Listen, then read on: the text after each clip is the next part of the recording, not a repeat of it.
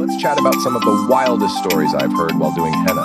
Trust me, you won't believe some of the stuff people share. There was this beautiful woman who used to come to me for henna, but half of her body was badly burned. It was heartbreaking to see, but I didn't want to be rude, so I just kept doing her henna. Seeing her in that condition really tugged at my heartstrings. One of her hands was also severely burned. I couldn't bear to see her in such a bad condition. It was scary, but I knew I had to suck it up and be professional. Despite my discomfort, I continued to do her, trying my best to provide a sense of normalcy and comfort during her visit. One day, I finally built up the courage to ask her what had happened to her. It took a lot for me to bring it up, but I felt a strong urge to understand her story. She told me her story, and it was the saddest story I had ever heard. My heart broke as she shared her pain and struggles. This is what she told me. She was popular for her light skin and beauty, and she was the only light-skinned girl in her family. Her beauty got her so many proposals, which she turned down because she felt she wasn't ready. Of course, she turned them all down. She was young and wasn't in any rush. One day, an irresistibly handsome guy came to her door and asked for her hand in marriage. To her surprise, she found herself saying yes. The young man was popular in the community. So, her mother invites all the family members to celebrate, and soon the house is filled with cousins, all gathering for the joyous occasion. It wasn't long before the word went around the community that she said yes. You can imagine the amount of people who were so jealous that she pulled in this extremely handsome guy.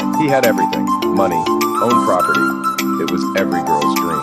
Anyway, let's fast forward to the night before her engagement ceremony. Her mother's sister and her cousins came over to help prepare for the wedding. Her henna artist was busy doing her bridal henna, and they were getting all the last-minute details sorted before the big day. After a busy day, but one of her closest cousins stayed behind to help her with last-minute things. She was so tired, but her cousin insisted on taking care of the remaining tasks, while the bride got some much-needed rest before her big day. At this point, I could see the tears welling up in her eyes, and let's just say I wasn't prepared for what she told me next. I felt bad for asking this lady at this point, and I said she didn't have to continue if she wasn't comfortable. But soon after, you could see those tears turn into anger. You could feel her pain through each word as she finished telling her story. So she continued, explaining that after the long day, she could barely talk and fell into a deep sleep, while her cousin, who was a few years older than her, and with whom she was very close, went to tidy up and clean the kitchen. The next thing she knew, she woke up screaming, feeling like her skin was melting, with her cousin standing over her with an evil, sinister smile. She didn't know what was happening.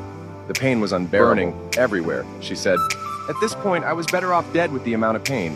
I didn't know what to do, why my cousin stood there not even helping." Her cousin was holding a large pot, and soon she realized that her cousin had poured super hot oil over her while she was asleep. My heart broke into 100 pieces at this point, and now her anger turned into sadness again. Then she said, I asked her why. "What did I ever do to you?" And she replied, "You have everything. You took everything and left me with nothing. Now you have nothing." You could see she had no remorse for what she'd done.